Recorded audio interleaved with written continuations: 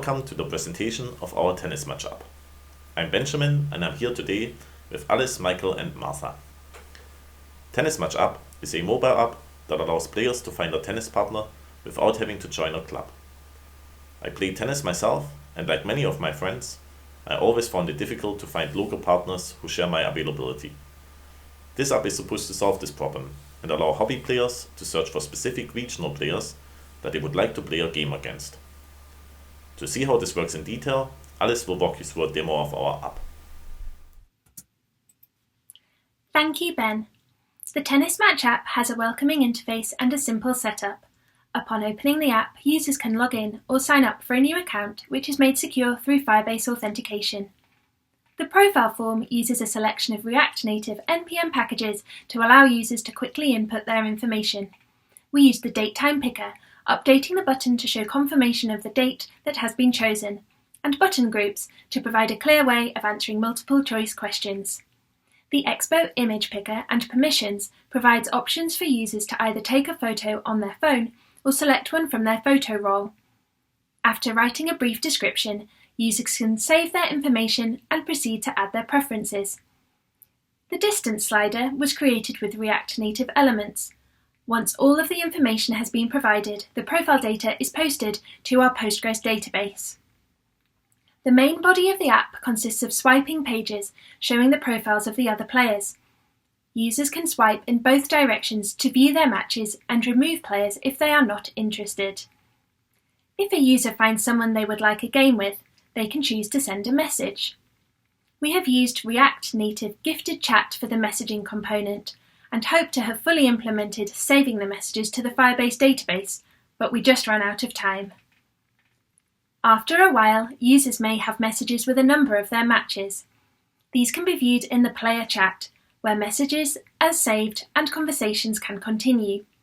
We wanted to make it as easy as possible for users to make contact with each other, so Firebase is able to keep the messages in the app, even if users are offline. For users who are more flexible with their search preferences, there is the option to update them by navigating to change preferences via the hamburger button. This reveals the React Native Draw Screen Navigation tab on the left. Once the new preferences have been updated, the new information is posted on the Postgres database and players can continue to look for their next match. The final part of our app allows users to look up their local tennis clubs on a map centered on their location. React Native Maps supplies easy access to the Google Maps API inside the mobile environment. Users can click on the tennis bats to see details of the clubs closest to them.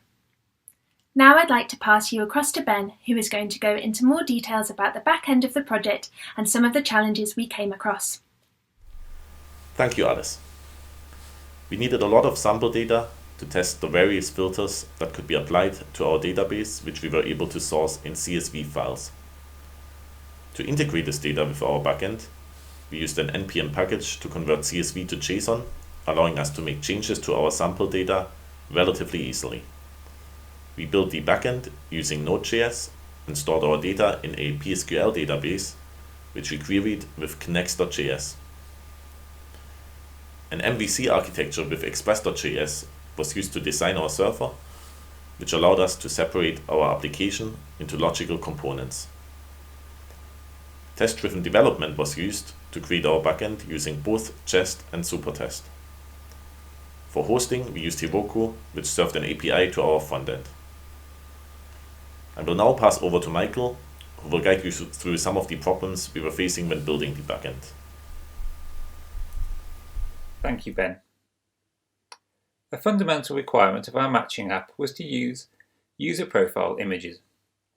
Whilst PostgreSQL is great for storing data types such as strings and numbers, it cannot as readily store images, as it does not directly support the data type binary large objects, affectionately known as BLOBS. In view of this, and to cut a long story short, we opted to store our user profile images in a Firebase storage bucket, and then store the URIs for those images in our PostgreSQL database. It took a little while to correctly configure the Firebase rules and our front-end component to read and write to our storage bucket, but we got there. Nevertheless, we now effectively had two backends, which was perhaps not ideal. When we npm installed Firebase, we ran into one of those dreaded npm dependency errors, whereby our fully Git managed identical code would run fine on half the team's computers, but refuse to run at all for the other half of the team. So one Friday evening we had an increasingly stressful Zoom call, during which package.jsons and node modules were repeatedly deleted and reinstalled to no avail. Eventually forcing an install and ignoring a "Are you sure you know what you're doing?" warning message sorted the problem.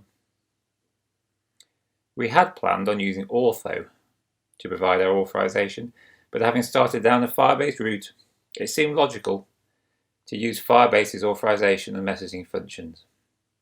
However, by Alice's accounts, those functions were rather challenging to implement, and the messaging remains something of a work in progress.